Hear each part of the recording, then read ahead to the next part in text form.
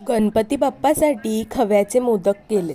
तुम्हाला ही रेसिपी दाखवावी म्हटलं, पण त्या अगोदर चॅनलवर नवीन असाल तर पटापट जाऊन चॅनलला सबस्क्राईब करा आणि हो, बेल आयकॉनवरही क्लिक करा।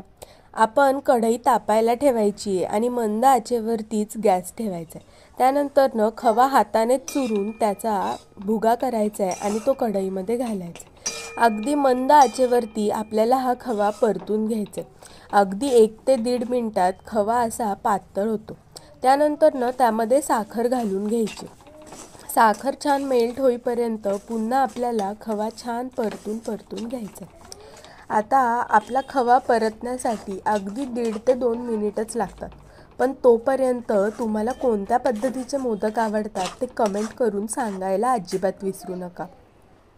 अगोदरच मी केशराच्या 4-5 काड्या घालून त्यामध्ये दूध घालून केशर दूध बनवायला ठेवले। कलर आणि स्वादासाठी हे अगदी सुंदर आहे। तेव्हा हे दूधही मी आता या सारणामध्ये घालून घेते। दूध, साखर आणि खवा त्या इतक्याच मिश्रणामध्ये आपले तयार होतात खव्याचे केशर मोदक। मावा केशर मोदक म्हणतात याला। अप्रतिम होतात। नेहमी तळणीचे किंवा उकडीचे मोदक करून कंटाळला असाल तर अगदी कमी वेळात आणि अगदी टेस्टी असे बनतात हे मोदक। फक्त या मोदकासाठी साचा लागतो। 2 ते 3 तास रूम टेम्परेचरवर हे सारण आपण थंड होऊन दिलं की ते घट्ट होतं। तुम्हाला घाई असेल तर अगदी फ्रीजमध्ये ठेवलं तरीही चालेल। मोदकाच्या मोल्डला आपण तूप लावून घेत आहोत। तूप लावलं की सारण म्हणजेच मोदक सहजरित्या बाहेर पडतो।